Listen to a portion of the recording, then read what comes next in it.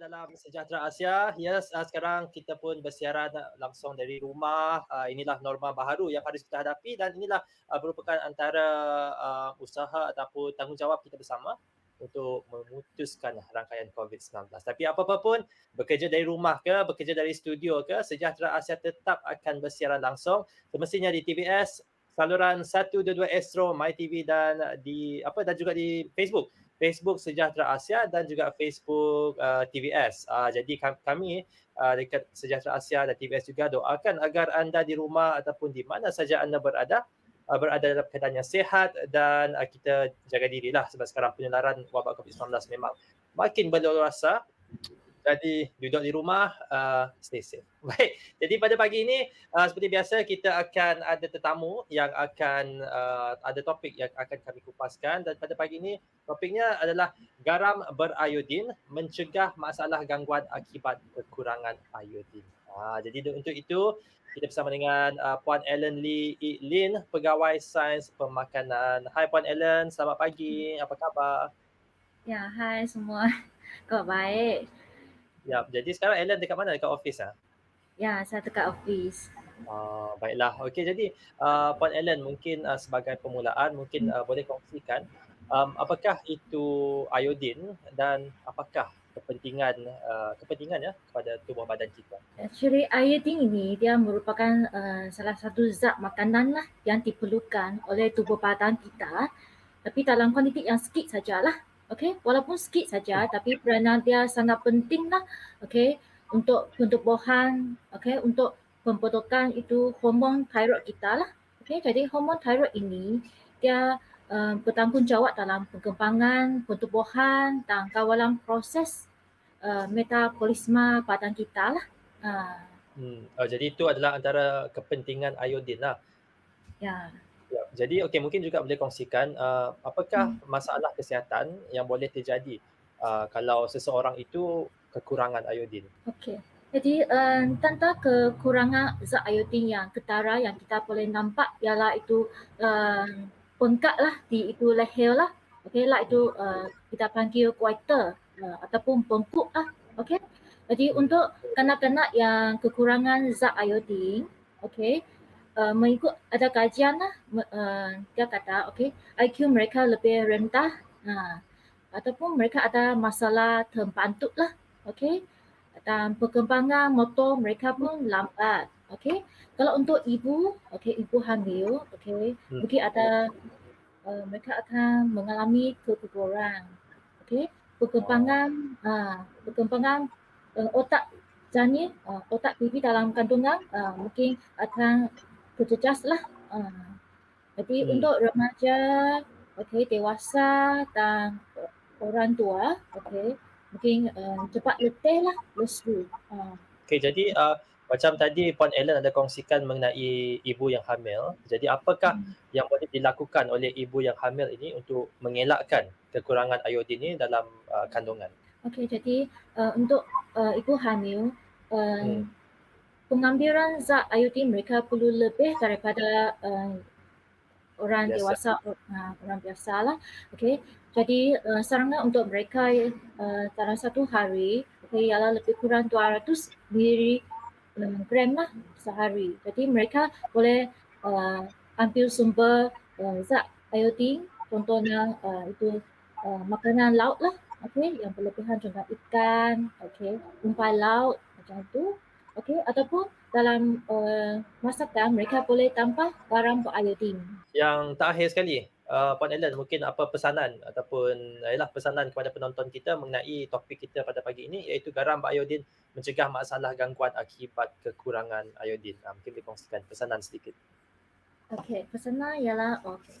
Pertama memang kita kena kalau boleh pilihlah garam beriodin sebagai garam utama dalam masakan kita lah. Lepas tu hadkan penggunaan 1 seduh teh garam beriodin dalam satu hari dan simpan dan guna garam beriodin itu dalam keadaan yang betul, okey, supaya untuk mengelakkan kehilangan zat iodin tersebut lah. Okey. Jadi itulah pesanan Puan Ellen tadi, amalkan penggunaan garam beriodin ini. Kalau beli tu pastikan cari label garam yang beriodin dan apabila lepas beli tu pastikan anda simpannya di rumah dengan keadaan yang betul lah seperti yang dikatakan oleh Puan Ellen tadi, airtight container, tak boleh, terus cahaya matahari yang terus, haba yang tinggi dan simpanlah dengan cara yang betul dan bolehlah menambah khasiat iodin dalam badan kita. Jadi terima kasih Puan Ellen. Ellen Lin, Pegawai Sains Pemakanan atas perkongsian bersama dengan kami di Sejahtera Asia. Terima kasih Puan Ellen. Terima kasih semua. Ya, jadi kita akan berehat sebentar. Itulah tadi Puan Ellen dan kita akan berehat sebentar. Selepas ini kita akan kembali lagi. Jangan ke mana-mana, terus bersama dengan kami dalam Sejahtera Asia.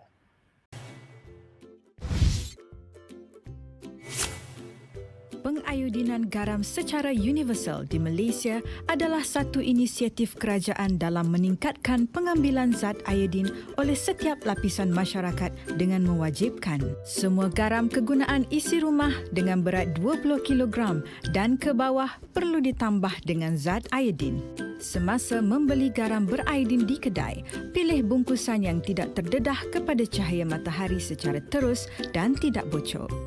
Semasa penyimpanan di rumah, pindahkan garam secara berhati-hati ke dalam bekas tertutup dan kedap udara.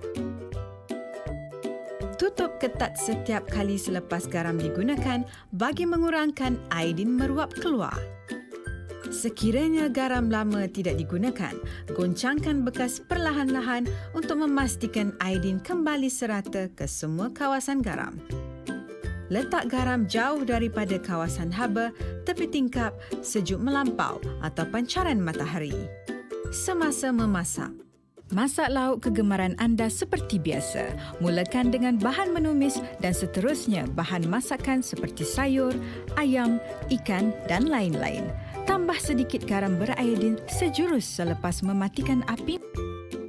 Tutup masakan di dalam kuali atau bekas makanan sebagai langkah mengurangkan iodin meruap keluar. Untuk menjamin kesihatan, pastikan pengambilan garam anda tidak melebihi 1 sudu teh setiap hari.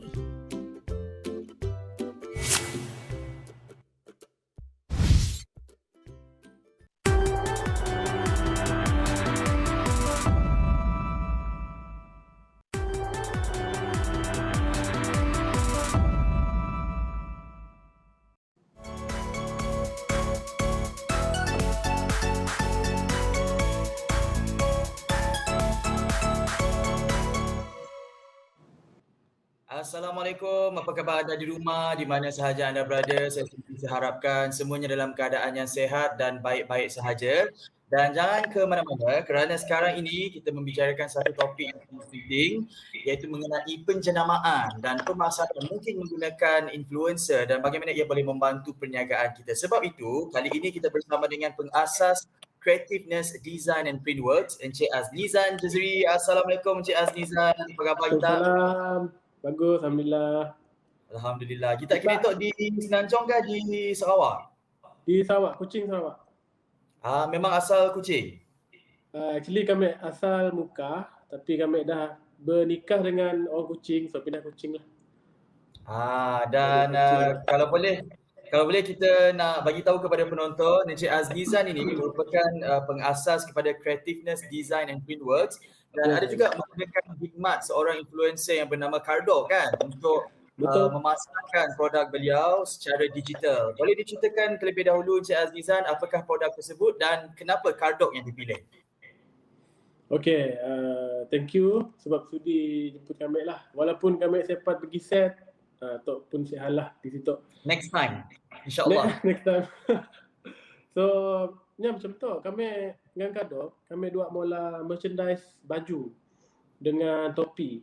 Setakat tok lah, setakat tok. So, kami pilihnya ya sebenarnya masanya macam hot lah di media sosial. So, kami rasa ada potential tu dengan Cardo tu. So, kami cuba kontaknya lah.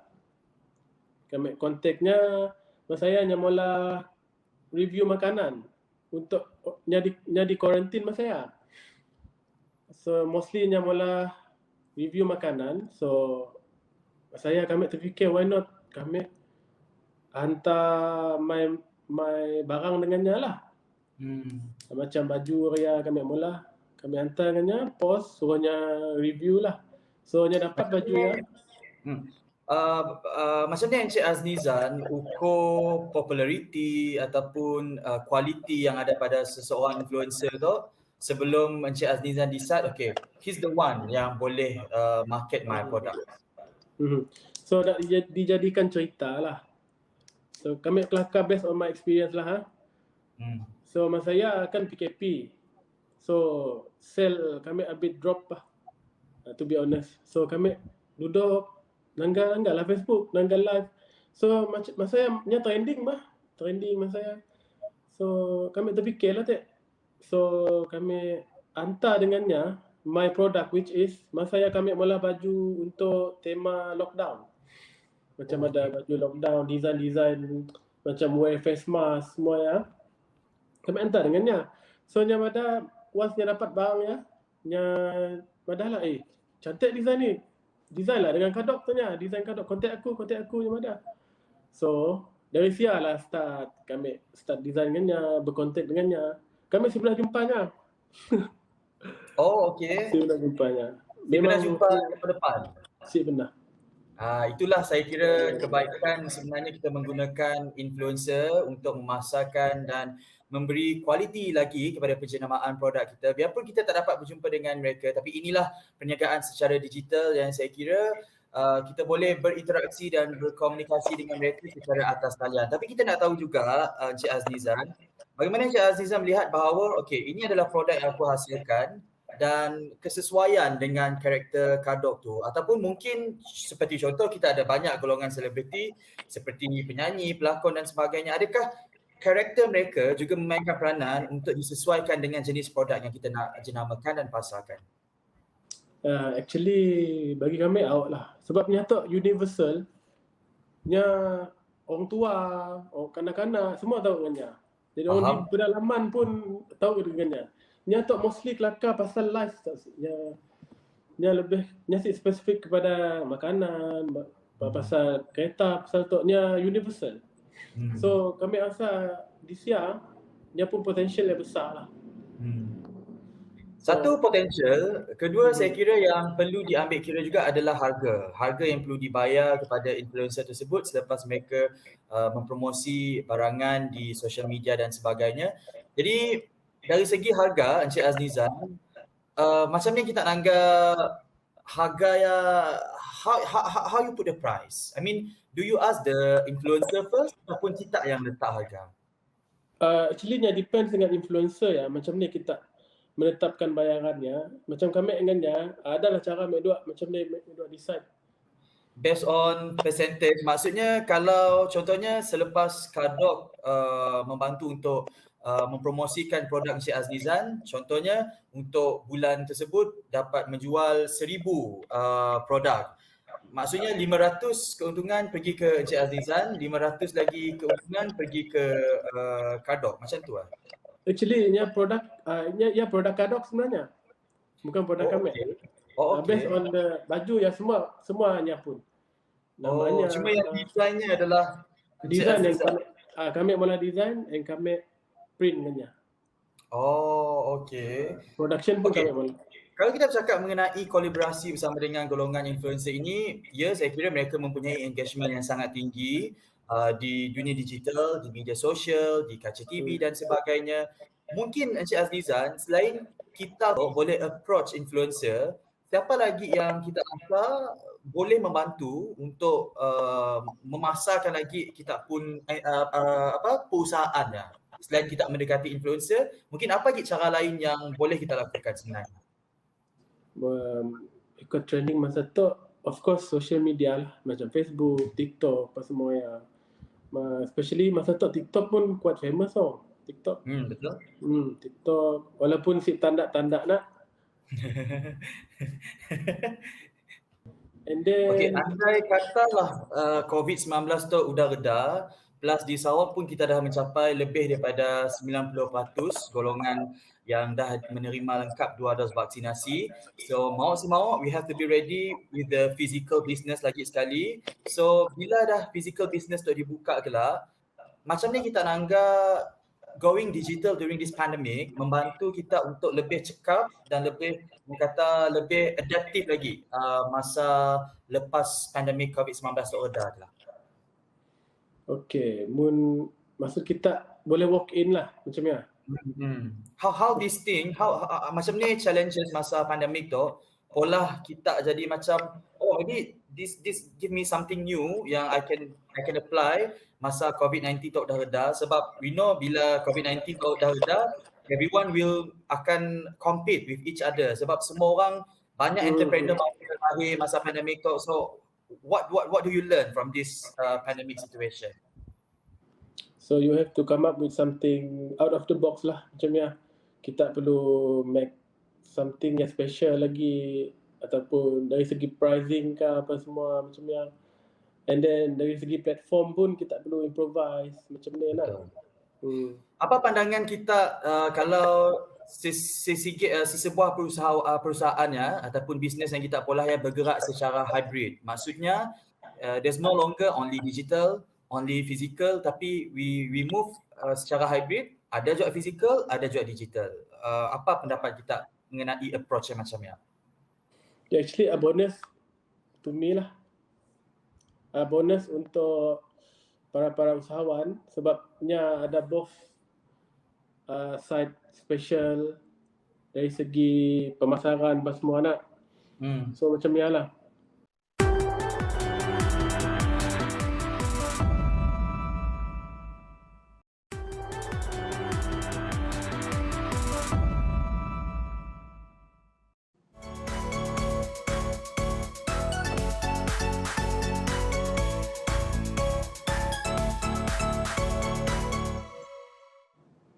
Kepentingan untuk kita ada black and white ya, macam perjanjian dengan sidak influencer tu supaya sidak ya ikut kita pun timing and syarat untuk mempromosikan produk ya. Ada black and white tu. Macam kita dengan Kadok ada black and white. Kami punya ke santai? Santai je. Sebab dia kami sempat jawab soalannya. Sebab kami dengannya actually ya produknya actually. So nya madah boleh ada demand darinya kami supply. Ya demand darinya kami supply. So kami just ready a new design. New design. So propose dengannya. Punya madah okay. Boleh produce. Boleh promote. Boleh jual. Actually, andai katalah kita bukan bekerja dengan influencer, you produce your own product and then you need to hire influencer untuk jenamakan dan promosikan produk kita ya. Will you do the black and white ataupun kita just DM-nya secara informal? Sepatutnya better ada black and white lah untuk safety for future nak. Tapi so far kami dengan Kadok tu okay. Nya dapat di kelakar nak. Sudah masalah ya lah. Sebab itu saya kira penonton perlu untuk kita menganalisis dahulu siapa yang kita nak bekerja bersama dan lihat bagaimana pengalaman mereka bekerja sebelum ini, kerana kalau kita tersilap langkah itu juga boleh mendatangkan kerugian kepada bisnes kita. Okey, kita berbalik kepada bisnes yang dipolah oleh Encik Azlizan lah. Sebelum ya, boleh kami share pasal influencer tu? Mungkin kita nak nanggap influencer yang macam ni lah. Kami share akronim SWOT tu. S-W-O-T. SWOT analysis. SWOT. Okay. S tu strength. Kita perlu nanggap strength nya. Apa kekuatan yang ada. Sekelilingnya apa yang dapat pola. Potential. Strength yang dapat beri kita lah. Kami rasa macam kontroversi lah, kita anggap strength juga lah. Betul. And then next is weakness. Kita anggap apa kelemahannya. Macam ni, kita perlu anggap lah. Kita perlu analisis dulu. Macam kami asyik pakai tu. SWOT tu. Kami just hentam aja. Tapi kami share sikit lah. Sebab SWOT tu boleh pakai sebenarnya. And then O tu opportunities, Opportunities, yes. peluang yang kita akan dapat Hmm. daripadanya. Hmm. Whether kita akan lariskah dengannya atau macam ni. And then T tu threat, Threats. Hmm. kecaman-kecaman daripada orang macam ni yang pun relationshipnya dengan public lah. Macam ni lah yang perlu kena ambil kira juga lah. Betul. So, ya je. Pasal spot tu. Faham. Maksudnya mun lah nyati ada kontroversi dan sebagainya, lekat nerima kecaman lately daripada netizen. Sebagai seorang pengusaha yang bijak, actually kita tanggai sebagai satu peluang sebenarnya. Because good or bad, it's still marketing. Betul sih? Betul. Marketing ada banyak jenis lah.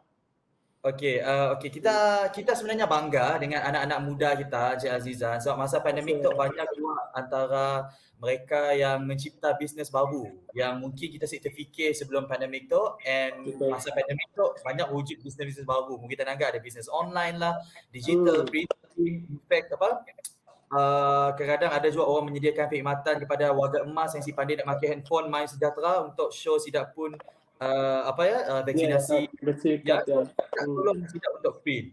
Jadi bagi kita lah, apa pesanan kita kepada usahawan-usahawan, especially those yang baru menceburi bidang bisnes di luar Asia, untuk stay strong and bertahan, sebab tidak lama lagi kita mungkin insya-Allah akan kembali kepada kehidupan biasa in masa yang buat kita pola comeback. Apa pesanan kita kepada sidaknya untuk stay strong and have faith? Saran kami sikit je. Don't stop doing apa yang kita pola. Just keep on doing. Sekiralah macam ni, semangat yang perlu ada. Jangan terus down. Perlu ada semangat yang juang yang tinggi lah. Macam ni. Betul. Mesti ada semangat. Kami pun pro dalam hal usahawan tu, tapi kami share lah apa yang kami tahu apa semua. Yes. Okey. Terima kasih kami ucapkan kepada Saudara Azizan sudi berkongsi sedikit pasal perjalanan beliau dalam bidang bisnes tu, macam mana dia bekerjasama dengan influencer, and then pesanan juga kepada usahawan-usahawan baru di luar Asia. Mungkin kelak kita boleh design something for Sejahtera Asia. Okey ke? Boleh. Contact tak? PM tak? Okey, stay safe, and insyaAllah bila kami boleh bersiaran langsung secara fizikal untuk mengetahui lebih lanjut mengenai mungkin topik ini yang mungkin orang kata sangat penting sebenarnya sekarang ini untuk kita bekerjasama dengan influencer bagi merancangkan lagi kita punya promosi produk. Mungkin kita boleh jemput lagi Encik Azizan di set. Okey? InsyaAllah. Terima kasih guys. Kepada anda di luar sana, stay safe dan harapkan agar perkongsian ini memberi manfaat kepada anda. Sejahtera Asia.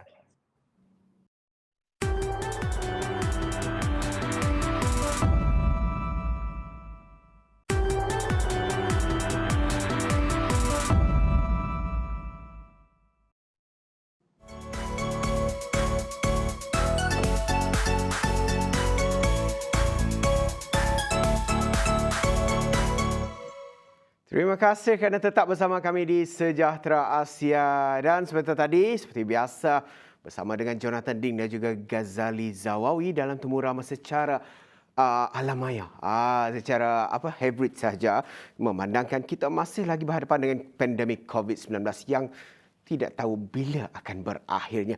Dan ingin saya memetik satu, apa kata orang tu, ayat pujangga inilah, iaitu pentingnya sihat. Sebab apa? Saya nak kongsikan di sini pentingnya sihat, sebab sihat ini sama ada kita di dalam zaman pandemik sekalipun maupun kita nak masuk ke era endemik sekalipun, sihat merupakan tunjang pertama dalam kehidupan kita. Dan yang pastinya pandemik COVID-19 ini yang akan kita hadapi sama-sama walaupun dalam situasi endemik sekalipun, kita tetap terus mengamalkan SOP dan juga kebersihan, dan sihat amat dituntut dalam semua agama dan juga kehidupan seharian kita. Dan terima kasih kepada penonton yang setia bersama kami di Sejahtera Asia. Sama ada menyaksikan kami ataupun menonton kami di Kaca TV, Astro 122 dan juga My TV. Juga kita bersiaran secara langsung di Facebook, TVS dan juga Sejahtera Asia. Boleh lontarkan komen-komen anda. InsyaAllah berkesempatan saya akan bacanya. Dan hari ini seperti biasa, Rabu 8 September 2021 bersamaan dengan 30 Muharram 1443 Hijriah, hari terakhir dalam bulan Islam. Dan Yang pastinya apa yang kita lakukan hari ini, apa yang kita inginkan hari ini semoga dipermudahkan, semoga diberi kata orang Sarawak mojo johos. Mojo johos, dan apa-apa pun yang kita lakukan semoga semuanya bermanfaat, dan yang penting dalam era pandemik jangan lupa patuhi SOP dan juga kekal sihat setiap masa. Dan hari ini nampaknya saya seorang yang ini tak jadi masalah. Walaupun Gas dan juga John telah pun berada di hadapan. Dah lama saya tak piskan bersama dengan para penonton kita pada hari ini. Dan hari ini saya nak kongsikan sedikit tentang topik-topik yang menarik, topik-topik yang hangat yang kita saksikan di kaca-kaca TV dan juga di media-media sosial, dan di mana semalam juga menurut Ahli Parlimen Lembah Pantai Fahmi Fazil, tiada usul undi percaya Perdana Menteri dalam aturan mesyuarat Parlimen. Yang ni agak sedikit, kata orang, berita hangat juga semalam, di mana undi percaya tidak diletakkan dalam agenda aturan urusan mesyuarat di Dewan Rakyat, dan ianya haruslah menerusi capaian Twitter yang diupdate oleh Fahmi Fazil ini, merupakan pengarah komunikasi Parti Keadilan Rakyat PKR, dan berkata urusan mesyuarat Parlimen diterima dan menetapkan antara unsur terawal dan boleh berkenaan pemilihan timbalan Speaker dan cadangan Menteri Dalam Negeri. Yang tu memang kita tidak tidak hairanlah benda tu memang ada yang akan cakap tiada usul undi percaya terhadap Perdana Menteri ke-9 Datuk Seri Ismail Sabri Yaakob, dan ini merupakan salah satu penghormatan kita sebab pelantikan Perdana Menteri merupakan pelantikan yang telah pun dilakukan oleh Yang di-Pertuan Agong secara betul dan terurus, dan ianya seperti dikatakan oleh Datuk Pengelola Bijaya Diraja Istana Negara, Datuk Indra Ahmad Fadil Syamsuddin. Ia berkata titah Seri Paduka Baginda itu selaras seperti diperuntukkan di bawah perkara 43/2 Perlembagaan Persekutuan. Jadi bagi saya lah, bagi kita sebagai rakyat Malaysia, apa pun yang dilakukan, usahlah kita mencari ataupun menggali sedalam-dalamnya kesalahan seseorang ataupun mencari penyebab untuk tidak rasa berpuas hati itu. Tetapi zaman pandemik ni kita rapatkan untuk bersatu menentang COVID-19 yang masih lagi menjadi musuh nombor 1 dunia ini. Dan seterusnya, ini menarik juga mengenai undi 18 menjelang Disember patuh keputusan mahkamah. Ia merupakan satu pengumuman yang amat penting dan amat, bagi saya benda ni sesuai dah untuk dihadapi pada masa sekarang, di mana Suruhanjaya Pilihan Raya SPR diarahkan melaksanakan undi 18 menjelang 31 Disember ini bagi mematuhi keputusan mahkamah. Ianya dikatakan oleh Menteri di Jabatan Perdana Menteri, Parlimen dan Undang-Undang Datuk Seri Dr. Wan Junaidi Tunku Jaafar. Dan SPR juga semalam diminta untuk melaksanakan apa sahaja yang perlu berlandaskan kuasa di bawah SPR yang disebut Hakim di Sarawak untuk melaksanakannya. Dan dalam katanya lagi, Mahkamah Tinggi Kuching Jumaat pada Jumaat lepas memerintahkan SPR dan kerajaan melaksanakan undi 18 menjelang 31 Disember pada tahun ini. Dan bagi saya pelaksanaan ini adalah satu ruang dan juga peluang untuk membuka kepercayaan dan juga bila kita fikirkan tentang mandat yang harus diberikan kepada golongan muda ini untuk mereka memilih atau juga memastikan tonggak kepimpinan negara itu sesuai dengan peredaran masa yang telah pun berlalu ini. Lebih-lebih lagi dalam zaman pandemik COVID-19, lebih-lebih lagi kita masih lagi dalam politik baharu, di bawah kepimpinan baharu, Perdana Menteri baharu dan sebagainya. Ianya memberi ruang dan juga peluang kepada golongan muda ini untuk memilih pemimpin pada masa yang akan datang. Dan itu dari sudut politik, dan kita tidak cakap banyak tentang politik, kita beralih kepada COVID pula. Ini COVID Malaysia, di mana semalam 7 September 2021, 18,547 kes baru telah direkodkan. Dengan perkembangan terbaru ini, jumlah kumulatif kes positif COVID-19 meningkat kepada 1,880,8 734 kes. Dan kes sembuh juga semalam mengatasi kes aktif, kes baru iaitu 18,902 kes. Dan semalam juga kita amat duka cita dengan kematian ataupun kes kematian yang melibatkan 311 kes, dan yang pastinya ini menyaksikan masih lagi banyak kes yang masih aktif iaitu sebanyak 252 kes yang masih aktif. Dan semalam juga di ICU, unit rawatan rapi ICU 977 dan 447 masih memerlukan bantuan pernafasan. Sarawak, bila kita sebut pasal Sarawak, semalam Sarawak merekodkan 3,200 kes. Dan ia menjadikan jumlah kumulatif kes di Sarawak meningkat kepada 137,812 kes. Daerah Kuching masih lagi menjadi johan, di mana mencatatkan 805 kes, diikuti Samarahan 126 kes dan lain-lain daerah seperti yang tertera di kaca TV sekarang.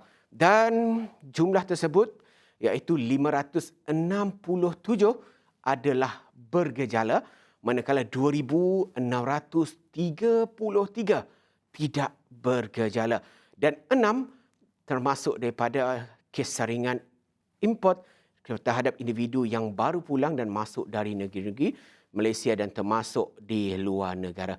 Dan kes sembuh semalam juga meningkat di seluruh Sarawak iaitu 103,957. Alhamdulillah, dan semoga ini terus menjadi peningkatan walaupun kes semakin besar ataupun meningkat, ada turun ada naiknya. Kita doa yang baik-baik dan paling penting patuhi SOP dan kawal ke diri kita. Dan sebelum saya berehat, selepas ini kita akan bersama dengan Cikgu Azila. Seperti biasa untuk slot pendidikan sejahtera Asia, ilmu matematiknya, pastikan adik-adik terus melekat di kaca TV ataupun berada di hadapan gadget untuk tidak terlepas apa yang Cikgu Azila nak ajarkan selepas ini. Jangan ke mana-mana, berehat sebentar. Stay tune di Sejahtera Asia.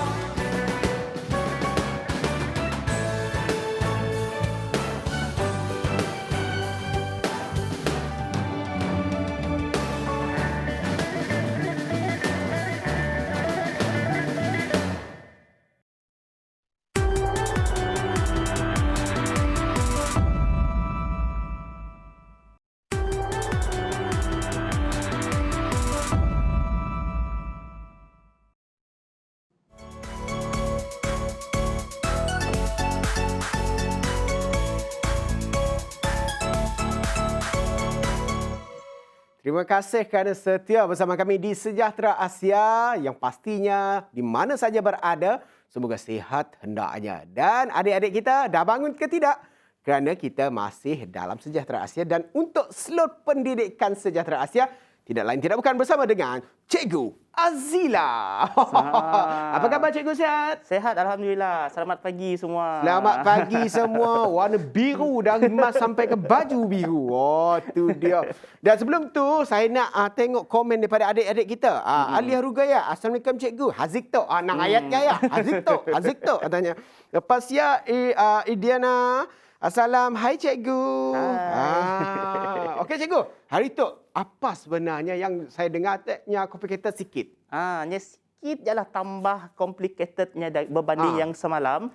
Iaitu dianya masih berkaitan dengan algebra. Even berkaitan dengan algebra, saya yakin bahagian ini adik-adik sekolah rendah pun boleh faham. Sebab algebra ni taklah susah sangat sebenarnya. Kalau kita fokus dan kalau terimalah apa yang saya cakapkan ni satu persatu, sikit-sikit. Cikgu, peace dulu Cikgu. Ya. Okey Cikgu, teruskan Cikgu. Okey, sebelum itu, bahagian ini dinamakan sebagai expand, iaitu kembangkan. Kembang. Nak kembang macam ni je benda tu kembang. Bukannya niup nak ya gelembung lah. Mun engkau kuih engkau yis. Malah kuih engkau yis. Jangan, bukan macam tu. Okay. So, before kita nak expand, nak kembang, saya nak beritahu dahulu dalam algebra ini, apabila adik-adik nanti dengar perkataan expand, kembang, dia sebenarnya berkaitan dengan darab. Saya pun tak tahu. Kena hanya si padah je darab je now. Okay. So, dia berkaitan dengan darab. Sebelum kita pergi betul-betul ke bahagian expand ini, nak darab ini, apa kata kita ulang kaji sikit-sikit je kita ulang kaji. Contohnya apabila nombor itu didarabkan dengan satu huruf, saya berilah K. Okay? So, dianya akan menjadi 2K. Gabungkan sahaja. Ini pas. Ini kita dah ulang berkali-kali.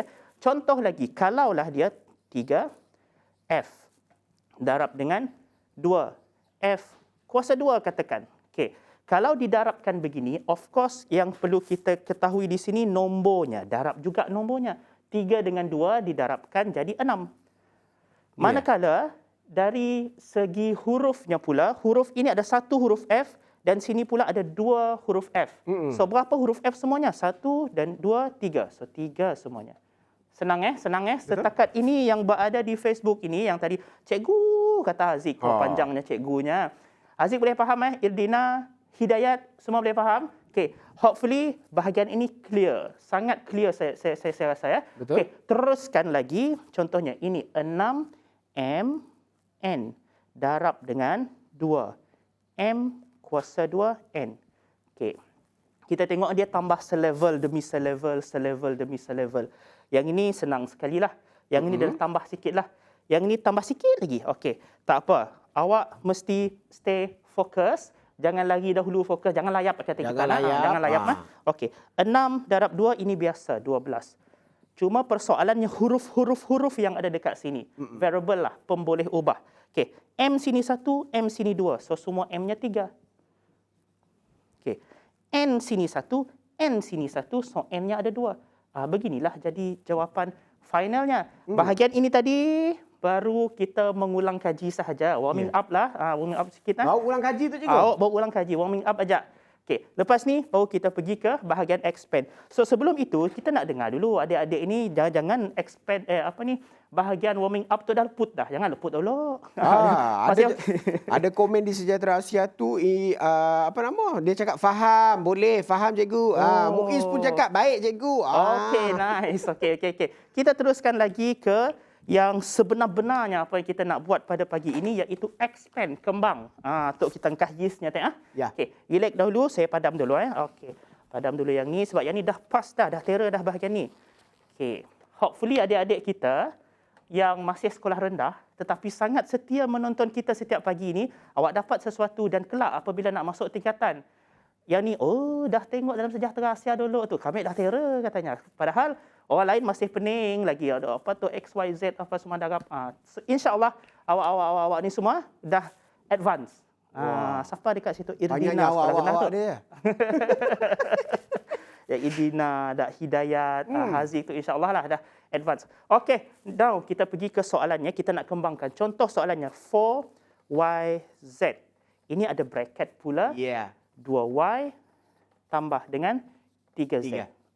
Ini yang Soalan ni sangat mudah tapi kita ada 10 minit cikgu. Cikgu boleh atur je. atur je. Okey, banyak masa ni. Okey, now. Bila begini, that's why saya bawa tadi ulang kaji macam mana nak darab dahulu. Betul. Kerana ini tak lain tak bukan memang darab je. Nampak macam canggih, tapi sebenarnya sangat senang. Okey. Hati-hati, fokus dan jangan gelabah tengok soalan ni canggih sangat ni, tak boleh ni, susah. Tak. Okey, now kita tengok ini, yang ini awak darab dengan ni. Tadi kan dah belajar macam mana mendarabkannya. Betul. So, 4YZ ini darab dengan 2Y, kita akan dapat darabkan sahaja nombornya iaitu jadi 8. Y sini ada 1, sini ada 1, so Y-nya ada 2 biji Y. So Y kuasa 2. Seterusnya, sama juga, ini darab dengan ini pula. Nya ekoton bah? Ya, betul. Okey. 4YZ darab dengan 3Z, 4 darab 3. Kasih hafal sifir. Hafal sifir si. Siapa dalam tak Pasifik? Saya tolong bagi tahu dia dalam komen ni. Jangan tak hafal. 4 darab 3 senang sangat. Ini 12 sahaja. Benar aku tukar. Betul lah. Tahu cikgunya salah. Okay. So, ini Y, Z. Oh, Z lupa tulis. Tereng. Okay. Now, sekarang pula, ini Y ada sebiji dekat sini. Y. Okay. Z di sini ada 1, ini ada 1. So, sini ada 2 Z. Z kuasa 2. Nampak macam susah, tapi bila kita tahu macam mana nak handlekannya, satu persatu, ini dulu ke sini, ini ke sini, dan kita tahu macam mana cara yang betul untuk darab, no problem. Boleh diselesaikan. So, saya rasa adik-adik untuk bahagian ini pas, boleh Boleh tak adik-adik? Tapi hidayah. sebelum tu cikgu, kenapa mesti huruf dia Y dan Z saja cikgu? Huruf Q ke F ke tak boleh ke cikgu? Boleh. Dalam algebra ini, dia macam inilah. Nak letak A boleh, B boleh, C, D, E, F, G, no problem. Tapi macam saya cakap dengan Gas semalam, kita kan pro sikit kan. Kita nampak macam pro. Kita kan angin genius kita nak. So, selalunya dia akan guna X, Y, Z. Macam tu. Tak ada alasan lain. Itu yang biasa digunakan. Itu sahaja. Dia tak ada masalah lah. Awak nak gunakan A, nak gunakan B, nak gunakan Q, S. No problem. Nampak boleh benar sahaja. tak ikut kelas matematik dulu. Berapa minggu dah tak ada ni, dah tak ada kelas lama ni. dah cikgu cuti Saya ni. tunjukkan lagi. Boleh? Boleh. Boleh. Okey, saya rasa adik-adik dah terror sangat dah ni. Aduh, cikgu ada susah lagi ke cikgu? Kita ada 8 minit dah cikgu, boleh lah. Okey, 8 jam. Tak soalan yang lebih susah lagi tak apa. Next. Adik-adik ada. dia orang ada. Okey, now kita tengok ini pula. 3 S T kuasa 2. Sebab tadi dah ada permintaan kan, jangan guna X, Y, Z lagi kan. So, saya gunakan ST. ST kuasa 2. Ini 2 S. Ini tambah 3. Okey. Jom kita pergi ke soalannya. Ingat tadi buat satu-satu. And then kita dah tahu dah. Setiap ini bila katanya expand, darab sahaja. Kita dah belajar macam mana nak darab. Darabkan ini, darab dengan ini. Senang je ni. 3 dengan 2 dia jadi 6. S di sini 1, di sini pun 1. So S-nya 2 lah. Okey. T kuasa 2. Ini ada T, tak ada pertambahan kepada T. T kekal begitu sahaja. Seterusnya, 3 ini dia nombor je. 3 ini nombor saja. Ini paling senang nak buat lah. Okey. 3 darab 3, ini 9. Ada S? Tak ada. Kekalkan aja. Ada T kuasa 2 kat sini? Tak ada. Kekalkan sahaja. Ya Allah. Senang gila. Setuju tak kalau saya cakap pembelajaran seperti ini bila dipelajari satu demi satu, adik-adik kita darjah 4 ke? Darjah 5, darjah 6 boleh faham. Asalkan apa? Hafal sifir. Itu je. That's why lah cikgu-cikgu kita dekat sekolah buih mulutnya pada hafal sifir. Hafal sifir. Awak cikgu. Berbuih-buih mulut cikgu. Macam mana buih-buih? Sampai ada cakap, balik ni rendam buku sifir tu, minum. Baru hafal sifir mungkin. Rebus, minum. Tapi semuanya adalah demi kebaikan, betul tak cikgu? Ya, betul. Sebab apa kalau tak ada sifir, kita tak dapat nak jawab soalan-soalan yang mudah seperti ini. Mudah dan angin jenis cikgu hari ini sangat hebat lah. Dan saya nak bacakan komen-komen lagi. Okay. Daripada Muiz daripada Muiz, dia cakap terbaik tip matematik cikgu Azila tu. Menang terbaik. Nur Sakinah dia cakap dan yang Idiana kelak masuk form 1, Alu Pro buat algebra sebab dah belajar awal dengan Cikgu Bahar. Wah, ini saya suka. Kita ada 5 minit lagi Cikgu. Boleh lagi tambah lagi soalan ada Cikgu. 5 minit kan, 50 soalan lah kita boleh berikan. Boleh. Belala dia orang ni Cikgu. Belala. Wah, kacak ayat ya, belala. Belala. Okey, seterusnya pula 8 apa ini soalan ku tengok. Ya. Okey. Kuasa 2. Lepas tu 2G tambah dengan 3 hash. Sebab Wan Alif tadi dah tanya dengan kita kan, kenapa asyik guna Y, Z, X. Betul. So sekarang saya dah banyak dah variety of huruf-huruf yang digunakan. Ada F, ada G, ada hash.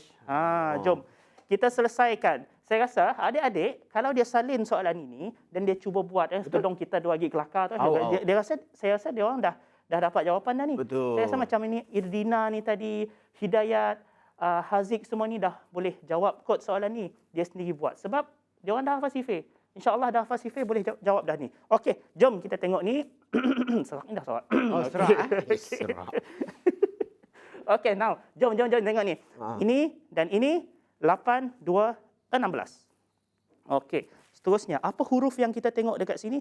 Ada F kuasa 2 dan ada G. Tak ada pertambahan apa-apa kuasa, just gabungkan saja. F kuasa 2, G. Okey, gabungkan saja. Dah selesai dah. Betul. Okey, seterusnya ini dengan ini pula. 8 dengan 3. Apa sifir si? 8 darab 3. Siapa dapat jawab cepat. Cepat. Dia takutnya kena hanya. Awal cari orang. Cepat bantu saya, cepat talian hayat. So, 8 darab dengan 3, kita akan dapat 24. Okey, now huruf tak sama. Kalau tak sama, gabungkan sahaja. Gabungkan sahaja. F kuasa 2 dan hash. F kuasa 2 dan hash. Kadang-kadang, okey, dah sampai dah jawapannya yang sebenarnya ini, iaitu 16 F kuasa 2G tambah 24 F kuasa 2 hash. Kadang-kadang, untuk soalan begini, student biasa tanya kepada saya, cikgu, jawapan saya yang ini 16 G F kuasa 2, ini pula 24 hash F kuasa 2. Tak samalah cikgu, jawapan saya salah lah katanya. Okey, saya nak bagi tahu, kalaulah cuma susunan tak sama, betul, cikgu ni di depannya F kuasa 2, awak di belakang. G cikgu di belakang, awak di depan. Yang ini tak ada masalah, jawapan kita sama-sama betul. Sama-sama betul. Dia macam AB dengan BA sama. Dalam algebra,